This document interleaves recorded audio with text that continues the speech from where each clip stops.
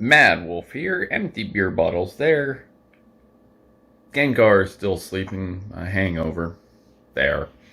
So, today I wanted to rant a little bit about the Mortal Kombat movie. Yes, I am a little late. To give a brief rundown on Mortal Kombat is, as a kid, growing up in the 90s, I remember all the rage of the arcade machines, which I couldn't play.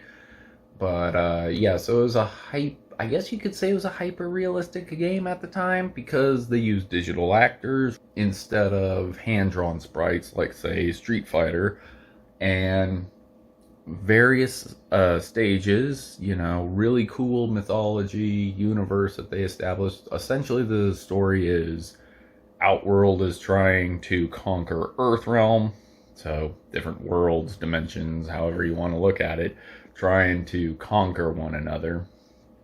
And they're using this tournament to try to win. Now, every 10 consecutive wins, that's when the bad guys can actually take over worlds and stuff. Earth has lost 9. That's the game. So, the 10th tournament was Liu Kang, Scorpion, Sub-Zero, Kano, Johnny Cage. They're all fighting Raiden. And, after you beat up everybody, you fight Shang Tsung, which is the Outworld sorcerer who's trying to take over Earthrealm. And, once again, really cool stages, really cool mythology. As the years went on, they got much more into the universe, the mythology. I really like Mortal Kombat 2, which takes place in Outworld. And it's just so much better than the first one.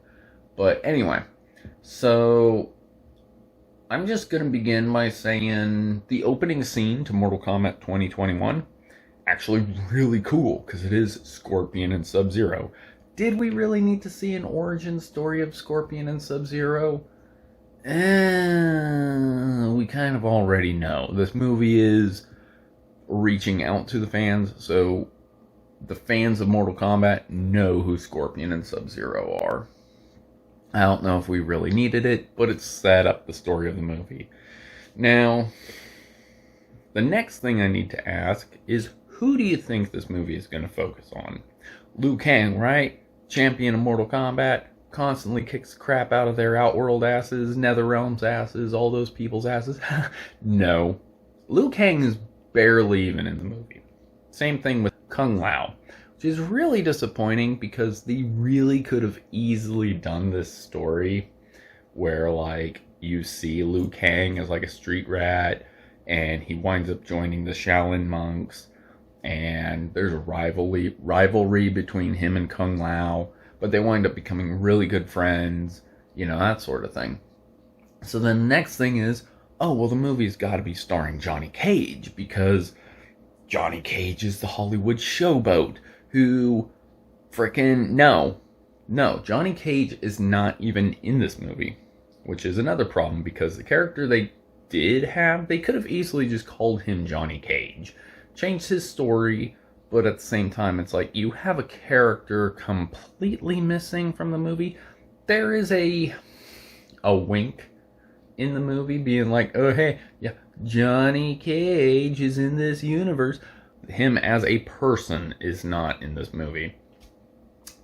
So the movie actually stars Cole Young, who is an MMA fighter who is not in any of the Mortal Kombat games.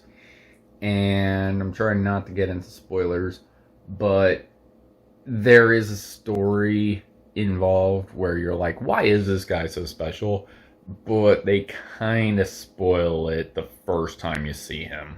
Because it's like, this is the color clothes he wears. This is what this is. And then you're like, where does this person draw his strength? This is him with his family. And obviously, that's where he gets it.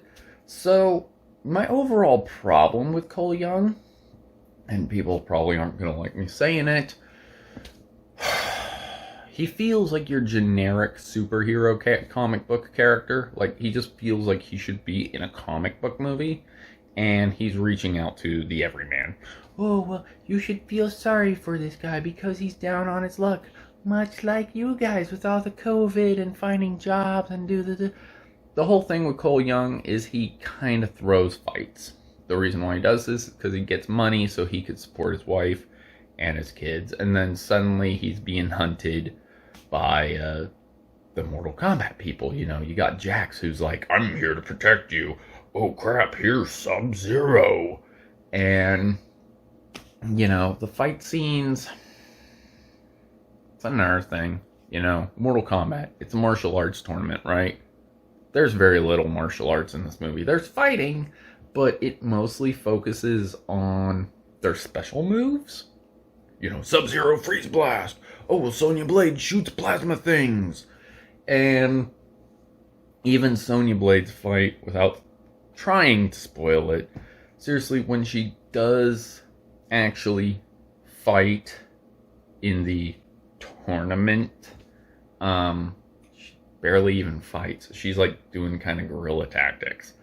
So I'm like, that's really freaking low. Just, oh, I'm hiding under the floorboards. I'm doing this. I'm hiding in the walls. I'm tripping you with things and blah, blah, blah. And I'm just like, this is a martial arts tournament.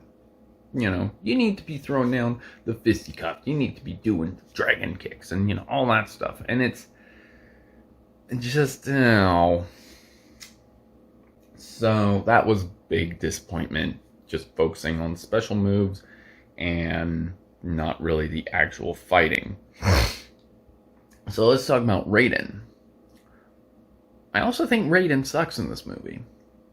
I mean, he doesn't really compete in the tournament, but unlike Christopher Lambert from the 95 movie, he doesn't even really have that godly wisdom like he's supposed to have.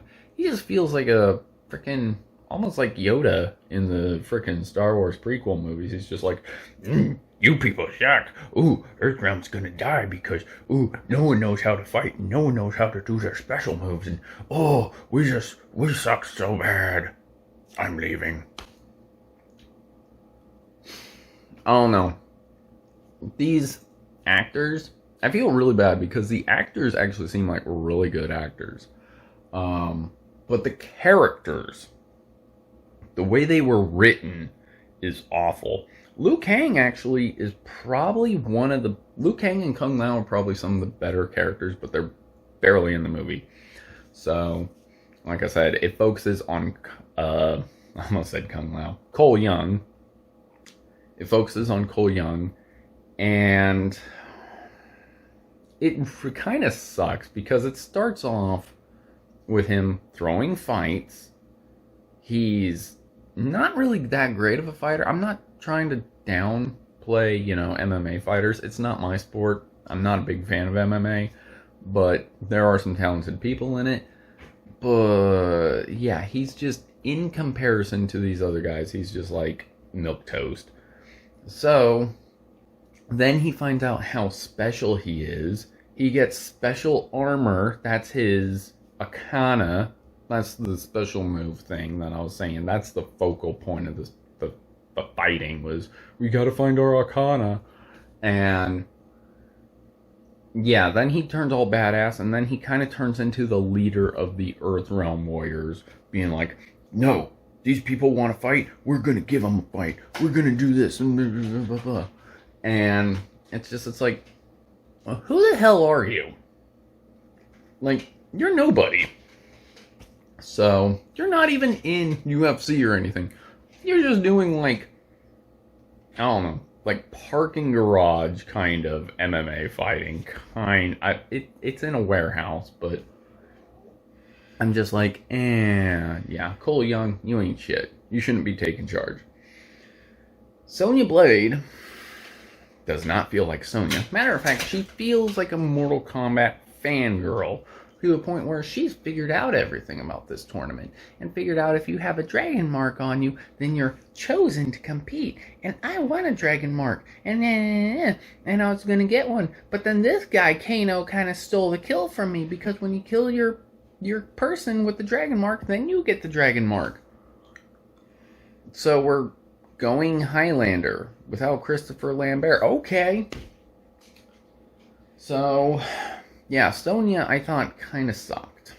Jax actually was pretty good. Whisper, cat, settle down.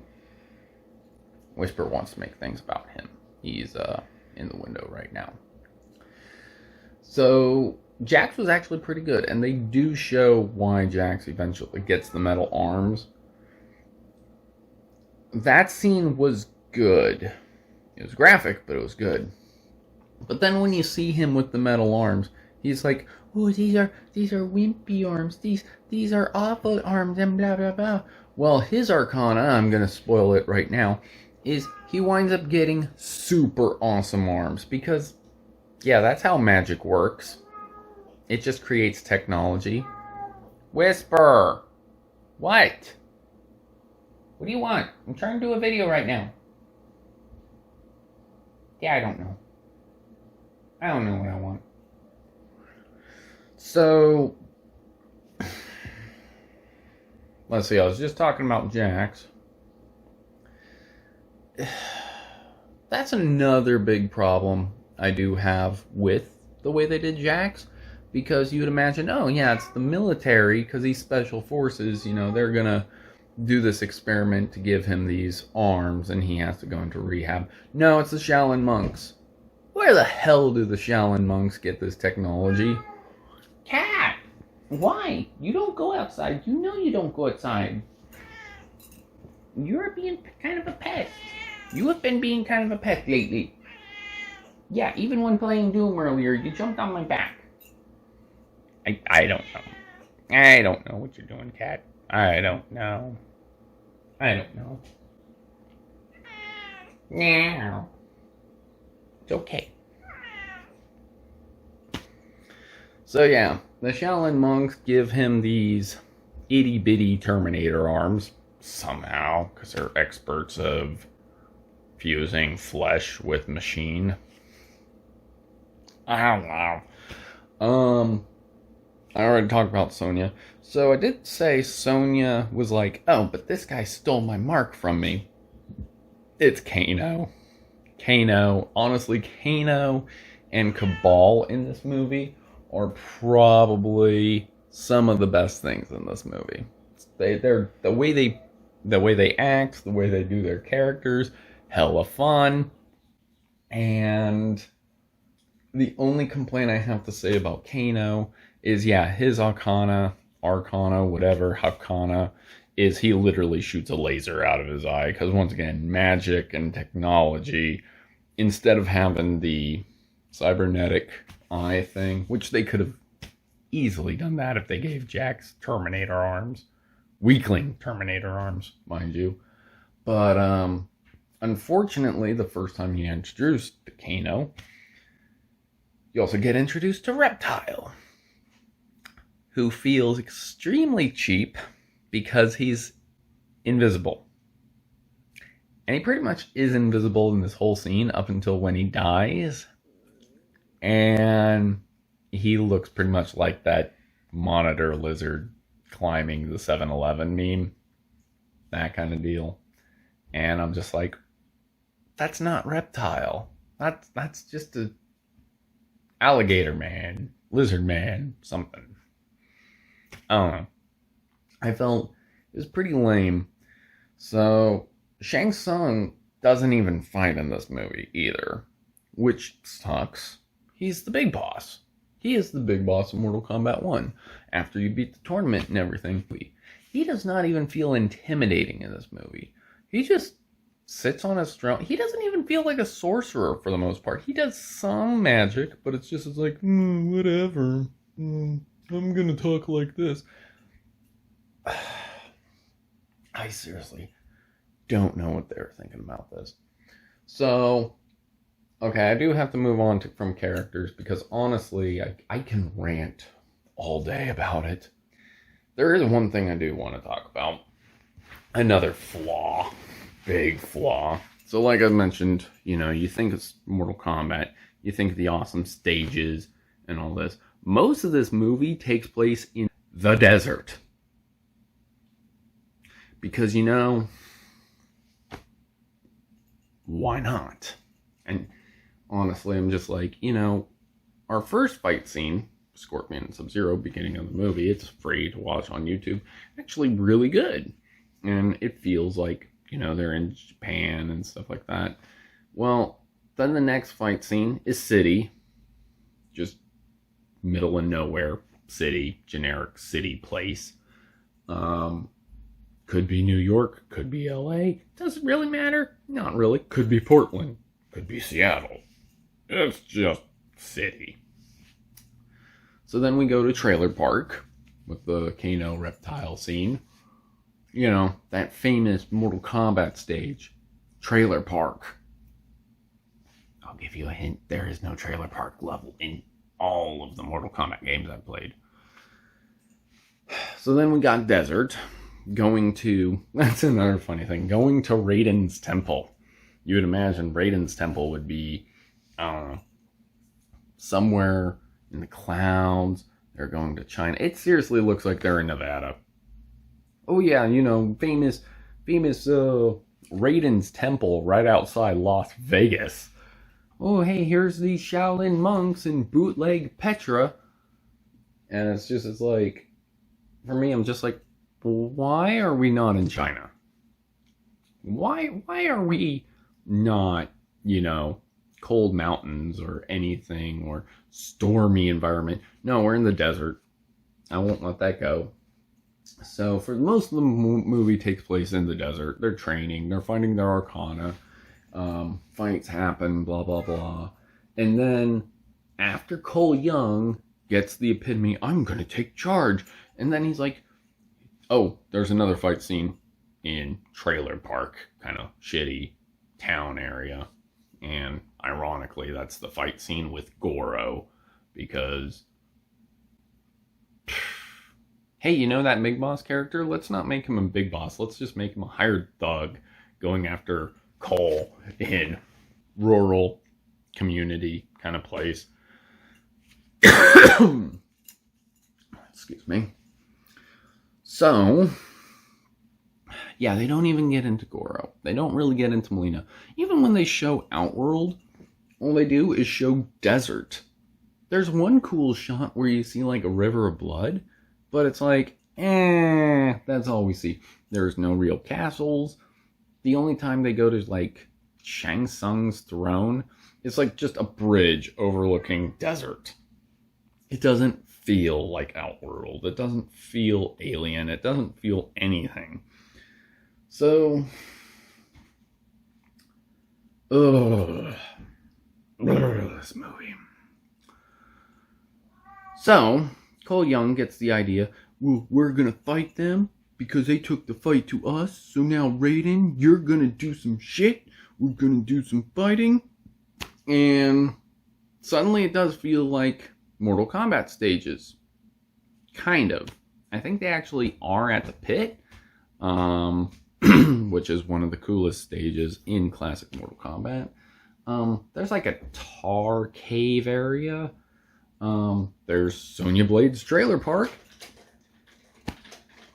And there's a school. That's, matter of fact, the climatic ending of the movie is a school. I won't ruin the ending. I won't get into anything. They kind of showed it in the trailers, which sucks, because unfortunately this movie doesn't really do anything new, in my opinion, and it doesn't really capture what made Mortal Kombat so awesome. Yes, it's rated R. Yes, it has gore. Yes, it has some fatalities in it. One of the fatalities is dumb.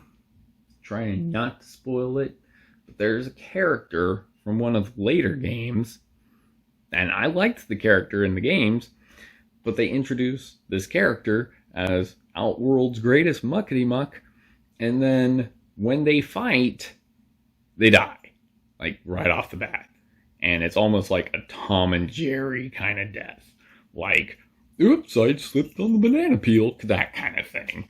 And I'm just like, yep, greatest muckety muck. You guys have won 9 Mortal Kombats in a row already. Good job, Outworld. And they don't really explore this character. They don't explore this character's species or anything like that. And I'm just like, aside from gore, why was this character even here? The gore was good, but that's not what makes a movie. So yeah, when we look back at the 90s and we look back at Mortal Kombat success, you are going to find all these companies that were trying to copy that style, try to copy what they thought was successful about Mortal Kombat. Eternal Champions has some really gory deaths, much more so than classic Mortal Kombat, and Eternal Champions didn't kick off the way they wanted. Way of the Warrior was another one for the 3DO, and yeah, I think there's something like each character has like 17 fatalities or something ludicrous like that. No one talks about Way of the Warrior. I had Way of the Warrior, but I will say what kind of sold me on it was the entire soundtrack was done by White Zombie. So that was actually really cool. But no one talks about Fox or Ninja from Way of the Warrior. Another one is, there was one for PlayStation. It was never finished. And I don't even remember what it's called, because I don't play a lot of those like prototype ROMs and stuff like that.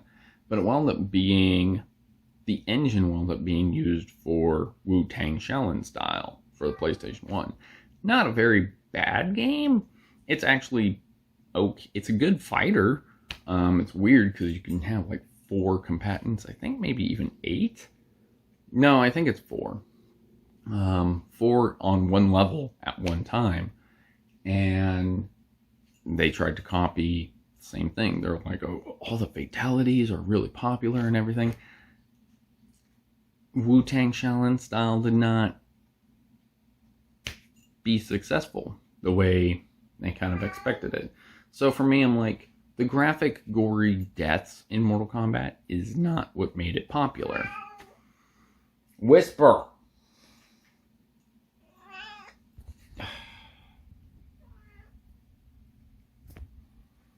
I don't know what he's been really bad about this lately. Like just this year, he's gotten worse with being a pest. I'm sorry. I am sorry about that. But yeah, these games didn't really kick off the way Mortal Kombat did, and it's for that reason where I'm like, I don't feel the gory deaths is really what made Mortal Kombat. It had a good story. It had an entertaining story. It had good characters. It had fun characters. It has its silliness and everything. But I don't feel this movie really captures it very well. They don't really get into half the characters. It feels like a comic book movie, and they threw Mortal Kombat stuff in there. But anyway, if this is your movie and you like it, hey, that's great. I'm like, I can even watch the Street Fighter movie and be like, no, it doesn't have to be spot on with the game. It's still entertaining. Mortal Kombat 2021. It's another thing. It's the last thing I'm going to say. The whole thing of Mortal Kombat is it's a tournament to determine the fate of the worlds. This movie is about Outworld cheating and sending its assassins to this planet and killing off the competition, which breaks the rules of Mortal Kombat. And like I said earlier, Cole Young actually takes charge and is like, we're going to fight them on our terms. There is going to be a tournament. That's seriously like the last 10-20 minutes of the movie. And I'm like, it was fun to watch once, but it was not what I expected anything out of Mortal Kombat. And it blew my expectations, I guess, but not in a good way. Really not in a good way. I'm sorry. I'd rather watch Return of the Dragon. I'd rather watch Bloodsport. I actually like Bloodsport over Enter the Dragon, Bruce Lee movie. But yeah, like I'm like, dude, if you want to watch a martial art fighting tournament movie, dude, Bloodsport or Enter the Dragon. skip this garbage. Like, this sucks. If you know, it's on HBO Max, it's free.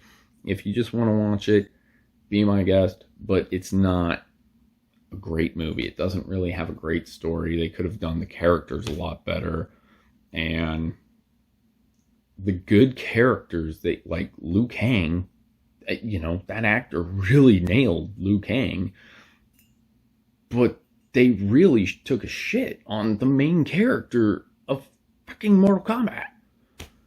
So, needless to say, I didn't really enjoy it, and it's not going to go in my collection or anything like that. And that's coming from the guy who enjoys the Doom movie. So, anyway, this video has gone on long enough. So, hope you liked it.